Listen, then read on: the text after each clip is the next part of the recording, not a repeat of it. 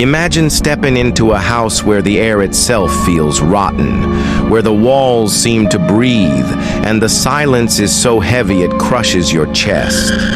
This isn't a house, it's a coffin, and you are already inside. You inherit the old property from a relative no one talks about. The villagers warn you not to go there, not to open its doors, but curiosity burns stronger than fear. The house stands black against the horizon, its windows glistening like eyes, its broken shingles like jagged teeth. The first night you notice the scratches on the walls, deep, long, claw-like grooves that run from floor to ceiling. Some look fresh, the wood splintered, as if something inside had tried to claw its way out. Or in. You tell yourself it's rats, old wood, your imagination. But when midnight strikes, the scratching begins again, slow, deliberate, as if it knows you're listening. You wander the halls with a lantern, the flame flickering violently though no draft blows. The house moans, low and guttural, like a wounded beast. And then you hear it, a voice whispering your name from behind the wall. You freeze, your blood turning cold. The whisper is wet, ragged, as though spoken through torn flesh. "Let me out." You stumble back, drop the lantern, and the hall plunges into darkness. But the whisper doesn't stop. It grows, louder, closer, until it becomes screams, hundreds of voices shrieking in agony, trapped in the walls. The next morning, you find something worse. The wallpaper has peeled overnight, revealing faces pressing out of the plaster, distorted, screaming, their mouths stretched wide in silent terror. Their eyes follow you as you move. You cover them with sheets, with furniture, with anything you can. But no matter what, you feel their gaze. That night, the house changes. Doors lead to endless hallways. Stairs twist downward into basements that don't exist. Every mirror reflects not you, but a pale, eyeless figure standing directly behind you. You spin around, but nothing is there.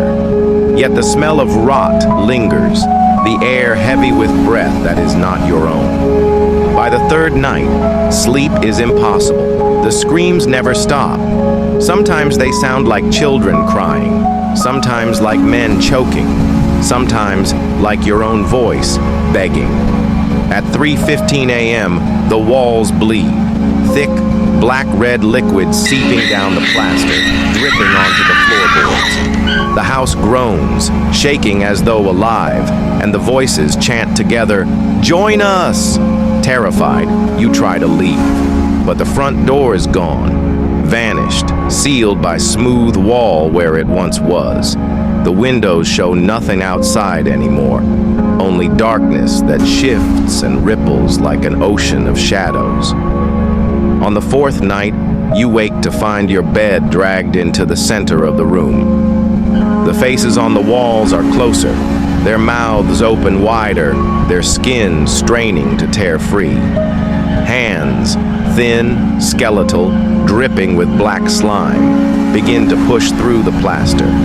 They reach for you, nails sharp, pulling at your arms, your legs. You scream, but the house drowns your voice. One hand covers your mouth, icy cold, smelling of rot. Another claws into your chest, not cutting, but pulling, dragging something from within you. The whispers rise into laughter. They aren't after your body, they want your soul. As you fight, your lantern flickers back to life for just a second. In its glow, you see the truth. The faces in the walls are not strangers. They are the faces of everyone who has ever lived here. Their hollow eyes filled with endless torment, their mouths stretched in eternal screams, and among them, one final face, freshly forming, your own. The plaster cracks, spreading across your vision as if the house itself is swallowing you whole. The last thing you hear before the darkness consumes you is a voice, deep and gurgling, whispering, You belong to the walls now. The house falls silent. The scratching stops. The faces still again. Until the next visitor dares to enter.